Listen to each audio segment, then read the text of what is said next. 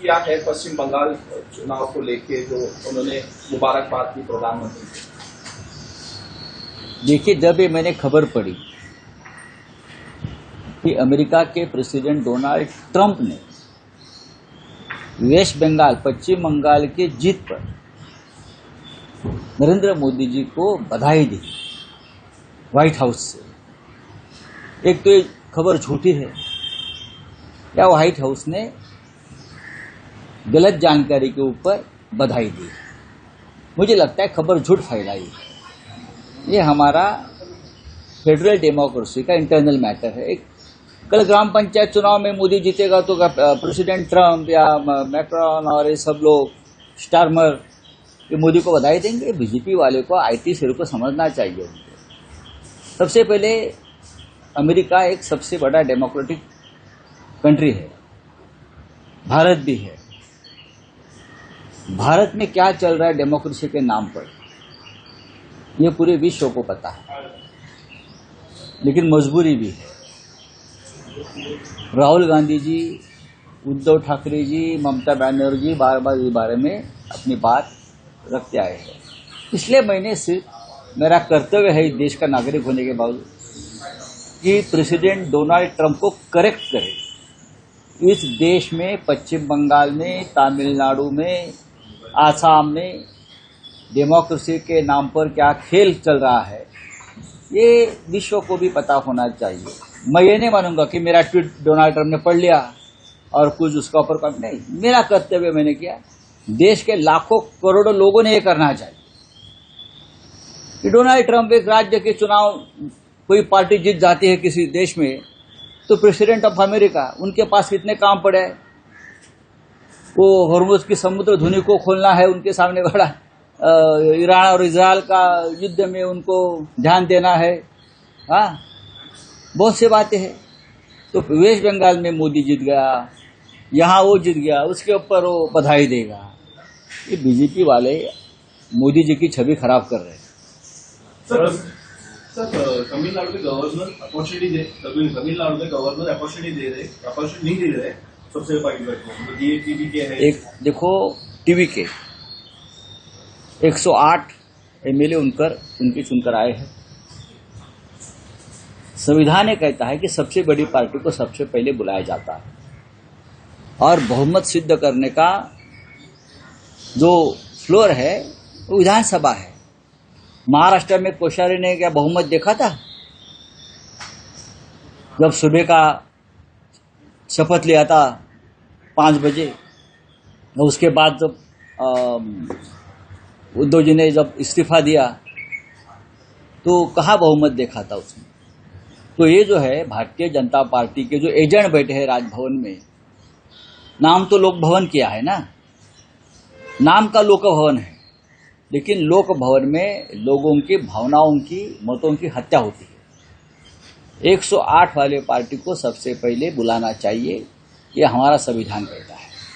लेकिन तो मैंने कहा, कल मैंने ट्वीट किया था, कल बीजेपी का वहां एक सदस्य चुनकर आया है, उनको बुलाइए और उनको 5 साल का समय दीजिए बहुमत सिद्ध करने के लिए और 108 लोगों को बहुमत जुटाने के लिए। एक है बीजेपी का तमिलनाडु में एक सदस्य चुनकर आया है, फिर राज्यपाल ने उनको बुलाया, चलो आप आइए, और उनको 5 साल का समय दीजिए बहुमत सिद्ध करने के लिए। 5 साल बीजेपी यही कर सकते है, ये कर भी सकती है बीजेपी। चलिए, ममता बनर्जी को भी असेंबली को डिसॉल्व कर दिया गवर्नर ने पश्चिम बंगाल। देखो, अब उसका ऊपर क्या बात करेंगे, ये कॉन्स्टिट्यूशनल प्रोविजन है। अब ममता जी लड़ाई करेंगी, ममता जी की लड़ाई में हम सब लोग शामिल होंगे। उद्धव ठाकरे साहब ने भी उनसे बात की है। पूरे देश में लोकशाही, लोकतंत्र बचाने के लिए जंग जारी रहेगा और हम सब लोग उनमें शामिल होंगे। अखिलेश यादव भी गए थे, सब लोग। कोई लॉ ऑर्डर का सवाल नहीं है। जब बीजेपी जहां जहां जाती है, सरकार बनाते वहां लॉ एंड ऑर्डर खुद खराब कर देती है। बोला मराठी प्रश्न आहे, पश्चिम बंगालमध्ये घटनेनुसार आता ममता बॅनर्जी यांचं सरकार बरखास्त झालेलं आहे। ममता बॅनर्जी ठाम होत्या राजीनामा न देण्यावर, पण आता नव्या मुख्यमंत्र्यांच्या शपथविधीचे आणि नव्या सत्तेचे बंगालला वेध लागलेले आहेत। मोदी, शहा सगळे आता पश्चिम बंगालमध्ये या शपथविधीसाठी उपस्थित नाही, मोदी शहा तो उपस्थित राहतील, जगभरातले लोक सुद्धा बोलवतील, कारण मी कालच बघितलं की डोनाल्ड ट्रम्पने म्हणे मोदींचं अभिनंदन केलं आहे पश्चिम बंगाल जिंकल्याबद्दल. भारतातलं एक संघराज्य, तिथे निवडणुका झाल्या, आमचा अंतर्गत विषय आहे आणि त्यासाठी डोनाल्ड ट्रम्पला एवढे कष्ट का घ्यायची गरज?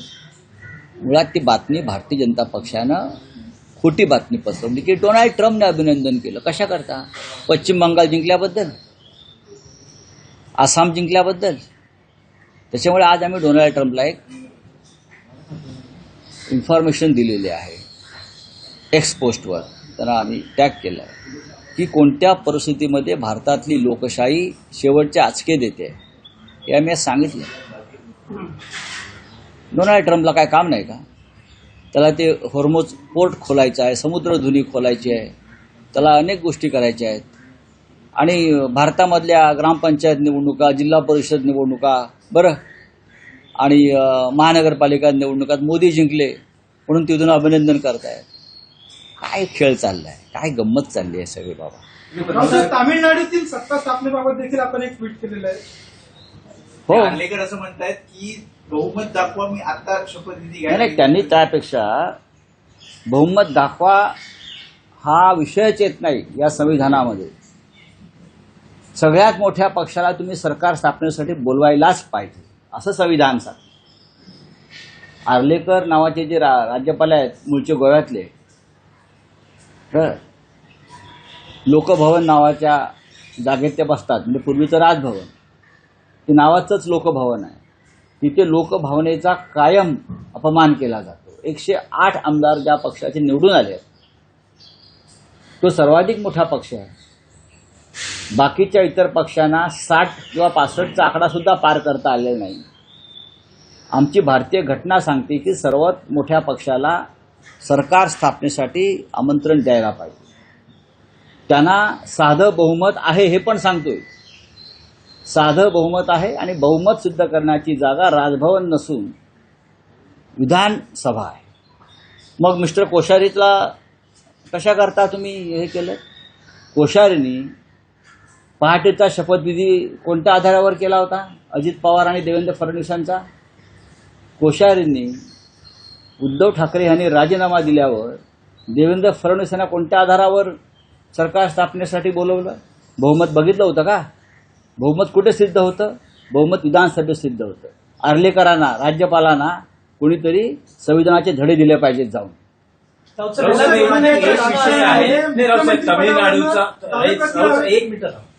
तमिळनाडूचाच विषय आहे. तमिळनाडूतले निकाल हे महाराष्ट्रातल्या प्रादेशिक पक्षांसाठी डोळ्यात अंजन घालणारे नक्कीच आहेत का? कारण टीव्हीके सारखा पक्ष 2 वर्षात 100चा आकडा पार करतो, पण महाराष्ट्रातले प्रादेशिक पक्ष, विशेष करून ठाकरे बंधू जो ब्रँड आहे, त्याला अजूनही एकदाही 100चा आकडा गाठता आलेला नाही. ना स्वबळावर सत्ता स्थापन करण्यासाठी प्रयत्न करता आले. तुम्हाला बाळासाहेब ठाकरेंचं एक वाक्य सांगतो.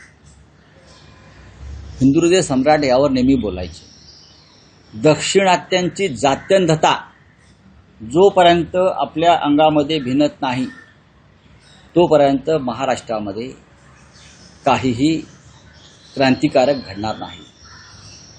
काय म्हटले ते?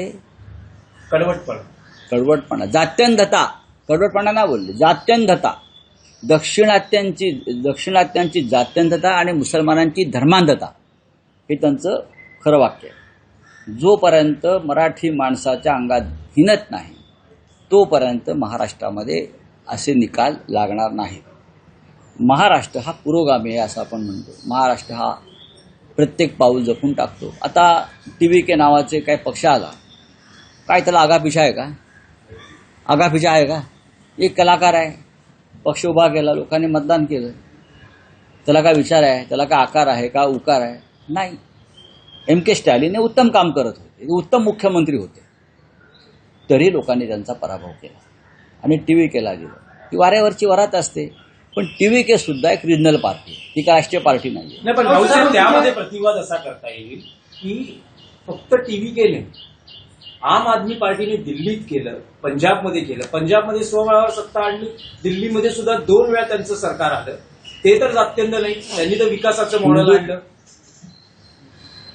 आपण इतिहास समजून घेतला पाहिजे. मिस्टर दिनेश दुखंडे, जेव्हा जेव्हा आम्ही स्वबळावर हिंदुत्वाच्या मुद्द्यावर लढण्याचा प्रयत्न केला, 1992च्या बाबरी पतनानंतर शिवसेनेची लाट संपूर्ण देशामध्ये होती. आम्ही देशामध्ये जवळजवळ लोकसभेच्या 80 जागा लढण्याचं निश्चित केलं होतं आणि आम्हाला खात्री होती त्यावेळेला महाराष्ट्रासह उत्तर प्रदेश, मध्य प्रदेश, राजस्थानमध्ये आम्हाला जागा तेव्हा आम्ही सहज जिंकू शकलो असतो. एवढे बाळासाहेब ठाकरेंचं वलय निर्माण झालं होतं.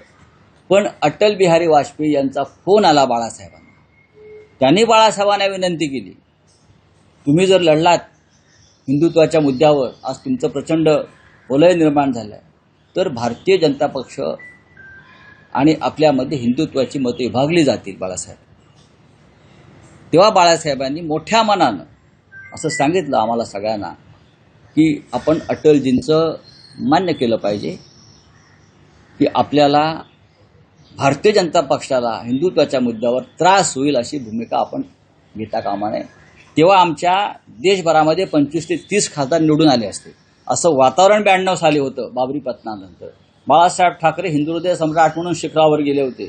महाराष्ट्रामध्ये जर आम्ही भारतीय जनता पक्षाबरोबर युती केली नसती हिंदुत्वाच्या मुद्द्यावर, तर महाराष्ट्रामध्ये आम्ही स्वबळावर सत्तेत आलोच असतो. पण भारतीय जनता पक्षात बाळासाहेब हिंदुत्वाच्या मुद्द्यावरती आपण एकत्र येऊया. जे उद्धव ठाकरे यांचं म्हणणं आहे, तुम्हाला आठवत असेल 25 वर्ष आमची युतीमध्ये कुजली आणि सडली, ते सत्य आहे. आम्ही जर स्वतंत्रपणे तेव्हा गेलो असतो तर आज महाराष्ट्रात दुसरं हिंदुत्व दिसलं नसतं, नकली. रावसाहेब, त्या विषयावर फक्त राज्याच्या एकच प्रश्न आहे, राजकारणामध्ये- त्यावर एकच प्रश्न आहे की 1966 साली बाळासाहेबांनी मराठी माणसाच्या न्याय हक्कासाठी शिवसेना नावाची सुरुवातीला बिगर राजकीय मराठी संघटना काढली. तशी महाराष्ट्राला आज एका अराजकीय मराठी संघटनेची गरज आहे असं तुम्हाला वाटतं का? त्याचं उत्तर देण्याचं सध्या ही जागा नाही. पण मराठी माणसाच्या प्रश्नावरची आंदोलनं आणि भूमिका अधिक तीव्र व्हायला पाहिजे. काल नाशिकमध्ये मी स्वतः एका आंदोलनामध्ये उतरलो. आपल्याला माहीत असेल का उतरलो. नाशिकमध्ये मी स्वतः उठलो विश्रामगृहातून आणि आम्ही चालत कलेक्टर ऑफिसमध्ये घुसलो. आमच्या मागे लोक चालत आली. ही माझी भूमिका का होती? नाशिकमधल्या अमराठी बिल्डरांसाठी 5 गावातल्या मराठी शेतकऱ्यांच्या जमिनी जबरदस्तीनं ताब्यात घेण्याचा प्रकार काल सुरू झाला. काही दिवसापासून IAS अधिकारी पवन दत्ता, जो असिस्टंट कलेक्टर आहे, तो हातामध्ये दांडा घेऊन त्या घराघरात घुसून म्हाताऱ्या बायांना, महिलांना बेदम मारत होता. जखमी झाले. ही आमची जी तळमळ आहे ही मराठी माणसांवरती अशा प्रकारे अन्याय होऊ नये यासाठीच आहे. आणि ही तळमळ बाळासाहेब ठाकरेंच्या विचारातून आलेली आहे ना. दुसरी संघटना करून हेच करणार आहे ना. आम्ही ते करतोय ना गेले 60 वर्ष. दुसरं कोणी गेलं का काल? कलेक्टर ऑफिसमध्ये दुसरं कोणी काल घुसलं का? आवाज उठवला का? शिवसेना म्हणून मी गेलो. माझ्या मागे असंख्य शिवसैनिक पदाधिकारी होते, जनता होती. हेच आहे ना काम प्रादेशिक पक्षाचं. दुसरं काय आहे? आमच्या नाशिकमध्ये आमच्या शेतकऱ्यांवर बिल्डरांच्या फायद्यासाठी, बिल्डर कोण? अग्रवाल, ठक्कर, अमुक तमुक, ज्यांनी 500 कोटीचा म्हाडातला घोटाळा करून सरकारला लुटला आहे, अशा सर्व बिल्डरांसाठी तुम्ही आमच्या शेतकऱ्यांच्या जमिनी रिंग रोडच्या नावाखाली जबरदस्ती न घेता एक तरी पक्ष, भाजपा असेल किंवा अन्य पक्ष, उभा राहिला का? मग आम्ही का उभे राहिलो? आमचा प्रादेशिक अस्मितेचा पक्ष म्हणून आम्ही उभे राहिलो. हे समजून घेतलं पाहिजे. तुम्ही बोला. महाराष्ट्र हो, आहे ना, आहे ना. हा प्रश्न तुम्ही देवेंद्रजींना विचारा. ते म्हणतील असं काहीच नाही. आम्ही जगात पहिला क्रमांकाचा महाराष्ट्र आहे. महिला फार सुखी आहेत सांगतील ते. राज्याच्या राजकारणामध्ये मुख्यमंत्री पदावर दावे प्रतिदावे होत आहेत. जयंत पवार म्हणतात की 2029ला सुमित्रा पवारांनी मुख्यमंत्री व्हावं. माझ्या जय पवार यांना शुभेच्छा आहेत. त्यांनी त्यांच्या आईला मुख्यमंत्री करावं. आमच्या शुभेच्छा आहेत.